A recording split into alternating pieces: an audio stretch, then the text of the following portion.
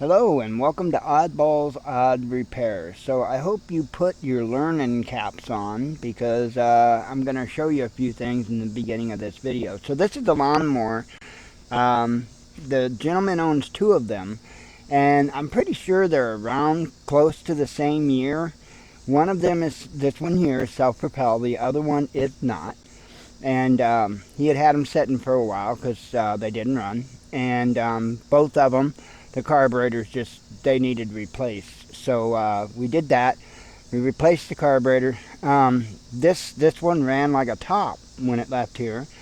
And he got it home, and I guess he went to use it or whatnot. And I don't know if he got it started and it ran a little bit or not. I don't know, or if he ever got it started or not, but it wouldn't start. Okay, so he had brought it back, and I pulled the carburetor off, and I found that the float, and I'll show you that in a second, the float was stuck on the carburetor. So I got that taken care of. It runs like a top, runs beautiful.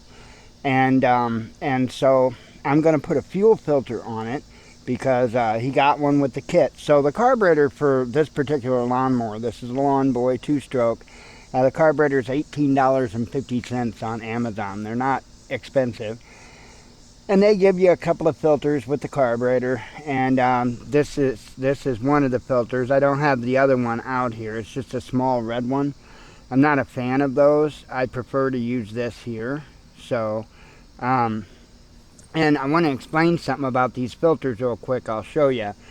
Okay, so this particular filter, I do not believe has an arrow on it. Oh, yeah, this one does. There was another one that I put in that did not have an arrow on it to tell you the flow. Now, these will work either direction. So if you put one on backwards, it's not like you're going to destroy your lawnmower or something. Let me explain. This is the inlet. And the way that you know is because the whole idea, sorry if I'm getting out of frame there, the whole idea of this being translucent is to be able to see when your filter needs change, see when dirt and stuff accumulates on the filter. So if you use this side as the input, you would never see that because all the stuff would be trapped on the inside of that filter instead of the outside of that filter. So it's not like the end of the world if you do put one on backwards. However, if you do put one on backwards, I don't think I'd turn it around or anything. I think I would buy a fresh filter and I would put it on the correct direction. So just a little bit of information about fuel filters. I like these better because you can see if there's something that got into it. So I mentioned something about the carburetor and the float was stuck. So I'm going to show you a couple of things on this carburetor. Now, you know, you don't run across these Lawnboy 2-strokes super often, and so the carburetors are set up quite a bit different than like a Briggs & Stratton is. So here's your bowl of your carburetor, and I just got one screw in it, just barely held because I wanted to be able to get it off to show you. Let me pull that off and make sure I got it in the camera good. So here's your float. Let me go ahead. I'm going to pull this pin out here. Okay, and I'm going to pull the float out, and there's going to be something with that. I'm going to set the carburetor down. This here is your float needle valve.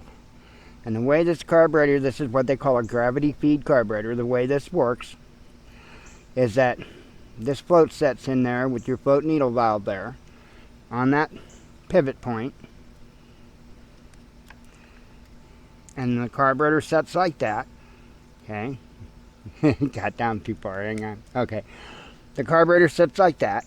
Okay, and when the fuel level, oops, sorry, out of frame again, trying to get the right direction and everything else. When the fuel level in the bowl gets low, this float will drop down, and that allows the needle valve to come down and let fuel into the carburetor. And then once that fuel gets up to a certain level, then that needle valve will press up against the valve seat, and it will shut the fuel flow down. Sorry, and not really getting that in good, but that's how that works. And that was stuck. The needle valve was stuck up in there. Why? How? I have no idea, because it ran when it was here, and all we did was put it in his vehicle, and he took it home. And so who knows? It could have been a bump or something, just jarred something some way that it just had had it stuck and it wouldn't come down to let fuel in. So I got it to where it's moving freely, no problems.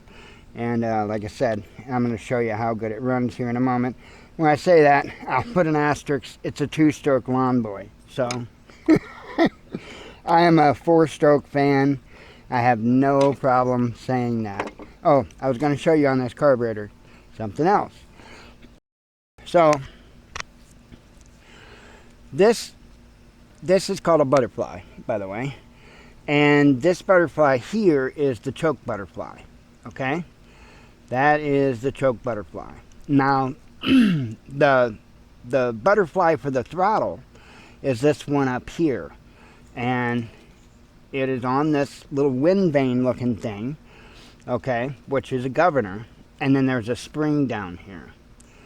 So now the filter box, which is down there, the filter box has interesting linkage. We'll put it that way. It's got an interesting linkage on it, and everything has to be just right with that linkage for everything to work properly. And what will happen, there's a piece that's here. This spring here has like been messed up, but there's a piece that comes here that comes off of the air box, and it holds that spring. And what that does is put a little bit of tension. You see there's tension on that butterfly there. So, and then what you can do is this if there was too much tension, you can adjust it down here. You just turn that, and then we'll hold it the same spot again, and there's not nearly as much. I can even drop it to where holding it in the same place. Now see, the spring isn't even, oops, sorry, I'm out of frame again. The spring isn't even touching my thumb now. But if I adjust it back the other way, then it will. And it gives it, that's how you add and remove tension on your governor on a Lawnboy. So you have to play with that. You just have to get it right and to where it runs right. This one sounds pretty good to me. You don't want it to be able to run super high RPM. I know it's a 2-stroke, but still. You know, the easier you can be on the motor, the better off you are. So it's better off if you set it to where it doesn't run super high RPMs, enough RPMs to be able to get the job done. Even if you're in a little bit of deep grass, that's all you need. So going any more, allowing more than that is just going to cause excessive, undue wear on the engine. So anyway, thought I'd show you a little bit about the carburetors there. I'm going to put this fuel filter on, and I'm going to give it a test start and let you hear what it sounds like. So I will be back when I am ready to start it. Alrighty, I have the fuel filter installed. I'm going to give it a prime. It hasn't been started today or anything, so going to give it a prime. Going to go ahead and fire it up and let it run for a little bit. Let you see how it sounds.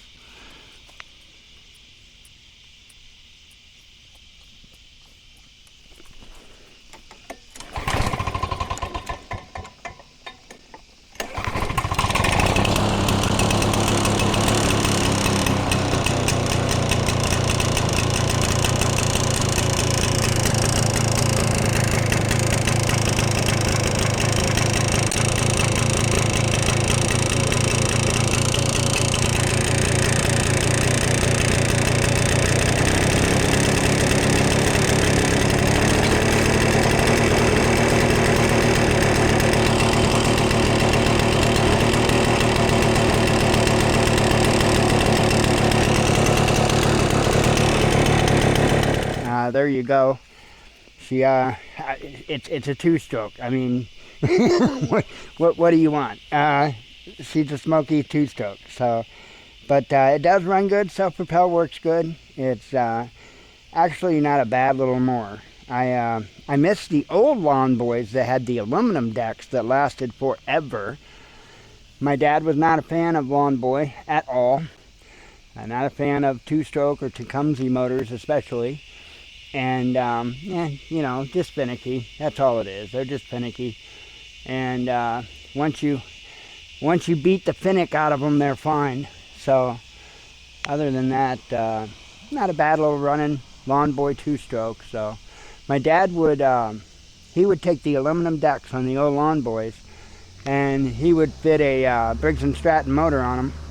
And you know, you want to talk about a good mower, get an old Lawnboy aluminum deck, put a good, not one of the cheap Briggs & Stratton, put a decent Briggs & Stratton motor on it, and you've got yourself a several generation lawnmower right there. So anyway, just thought I would show you a little bit of what I was up to and show you a little bit about fuel filters and carburetors. And I hope you all have a great day. If Oddballs Odd Repair can do something for you, just let me know. Shalom.